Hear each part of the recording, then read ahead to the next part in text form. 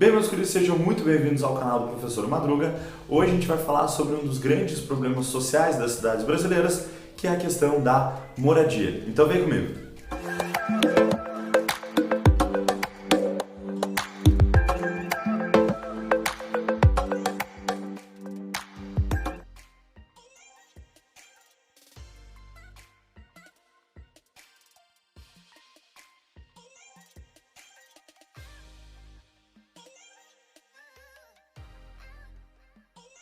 Esse tipo de notícia expõe um dos grandes problemas das cidades, que é a questão da falta de moradia ou de moradias precárias. O dado de 2013 do Ministério das Cidades trazia 5,8 milhões de habitações nessas condições precárias. Em 2018, passou de 5,8 para 7,2 milhões de moradias precárias, ou seja, não são 7 milhões de pessoas, são 7 milhões de moradias precárias. Mas, professor, o que são moradias precárias? São analisados 4 elementos para a gente conseguir classificar como uma moradia precária. O primeiro elemento é habitação precária, ou seja, tu não ter as condições básicas de uma casa, como saneamento básico, energia elétrica, água tratada, ou até mesmo construção em áreas de encosta, como a gente viu também na outra aula sobre enchentes e deslizamento de terra. Primeiro, então, é habitação precária. O segundo elemento é a coabitação familiar, ou seja, tu ter um grupo familiar vivendo no mesmo terreno também é considerado uma habitação precária. Um grupo familiar grande em um terreno ou uma casa relativamente pequena. Assim como o excesso de pessoas, né? O excesso de pessoas também é classificado como uma habitação precária. E por último, então, a questão do aluguel, né? O ônus do aluguel. Quando passa de 30% da renda familiar o valor do aluguel, a gente costuma dizer que ali é uma habitação precária, porque dificulta muito que as pessoas possam ter um bom padrão de vida, onde tu paga um aluguel que vai representar mais de 30% do teu salário somente para pagar o aluguel. E esse é responsável pela maioria das submoradias do Brasil. Mais de 44% das submoradias do Brasil vem do alto aluguel, né, cobrado aí acima de 30% da renda.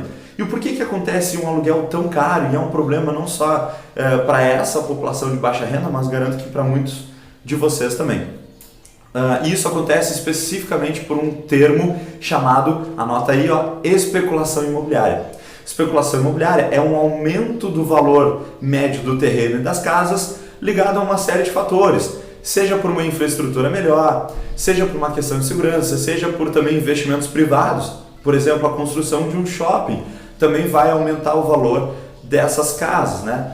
E a especulação imobiliária, uma coisa que é muito importante falar, é que muita gente compra imóveis, deixa esses imóveis ociosos, ou seja, parados, até que seja construído ou valorizado esse terreno também para poder lucrar a partir disso. E isso é um grande problema porque a própria legislação brasileira fala que isso é ilegal. Ou seja, todo o imóvel no Brasil tem que cumprir a sua função social. Tu não pode deixar ele ocioso.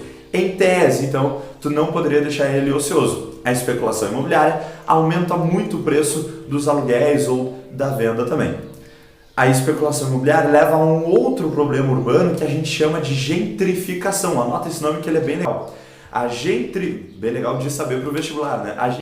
A gentrificação, ela é a saída da população de baixa renda, expulsão da população de baixa renda, para a entrada da população de alta renda devido à especulação. Ou seja, tu tem ali uma comunidade relativamente pobre e por algum motivo ali tu teve especulação imobiliária.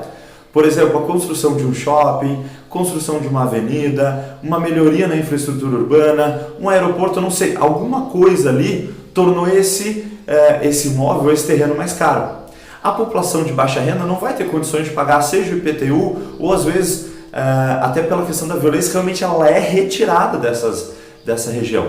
A população de baixa renda é retirada, entra a população de alta renda. É uma reorganização socioeconômica dessa região. Quem é que sofre com isso? É a população de baixa renda. A população de baixa renda muitas vezes ela é levada para lugares mais afastados ou levada para outros lugares num fenômeno chamado de segregação socioespacial. Tu está segregando espaço, tu está retirando aquela população de baixa renda por uma população de alta renda. E isso vai aumentar um outro grande problema urbano, que é a favelização. A favelização, queridos, nada mais é do que o crescimento da periferia, o crescimento de áreas periféricas, né? Hoje, a estimativa é que de 11 a 15 milhões de pessoas vivam em favelas ou em comunidades pobres, né? Onde tu não tem essa infraestrutura urbana, em especial nas grandes capitais brasileiras. São Paulo, que é onde tu vai ter o maior número de favelas, acima de 2.000 favelas. Rio de Janeiro também, que tu tem um grande número de favelas, acima de 700. Belém, Recife, enfim. Essas áreas periféricas não têm as condições mínimas para um bom padrão de vida. A favelização, então, é o crescimento dessas áreas periféricas e acontece muito, claro, devido a essa segregação socioespacial. Te chama a atenção que essa questão da moradia, ela faz parte dos direitos humanos básicos. Desde 1948, na Declaração dos Direitos Universais, é direito de todos ter uma moradia digna. Também é, no Brasil, está também na Constituição brasileira a questão da moradia digna. Ou seja, é dever do Estado oferecer essa moradia digna aos seus moradores, ou melhor, aos seus habitantes. Porém, a gente vê grandes problemas quando a gente fala do Estado tentando gerar essa habitação para a população de baixa renda. Um dos primeiros projetos foi feito na época da ditadura militar, onde eram feitos moradias com uma baixa qualidade e muito afastado dos centros urbanos. Na época da ditadura militar, tu vai ter um crescimento muito grande das cidades e também um crescimento muito grande da favelização, né? Um crescimento muito grande dessas chamadas favelas. Depois vai passar pelo governo Sarney e o FHC com poucos projetos, chegando até o governo Lula a partir dos anos 2000, onde vai ter um grande programa habitacional chamado Minha Casa Minha Vida, porém que também tem grandes problemas, como as casas do Minha Casa Minha Vida são ainda menores do que aquelas da ditadura militar, são ainda mais afastadas do que da ditadura militar, né? E a gente vê grandes problemas aliados ao Minha Casa Minha Vida, como, por exemplo, enriquecimento ilícito dessas grandes empreiteiras e também muitas desses condomínios criados pelo Minha Casa Minha Vida são dominados hoje pelo tráfico, por milícias, enfim. Então esses são grandes problemas. A questão da moradia nas cidades, ela pode sim vir a cair num vestibular, pode sim vir a cair num Enem, porque é muito atual. E a questão do prédio, da queda do prédio em São Paulo, só chamou mais ainda a atenção para esse grande problema da moradia e a necessidade de tentar reduzir essas submoradias e essa população sem residência, sem moradia.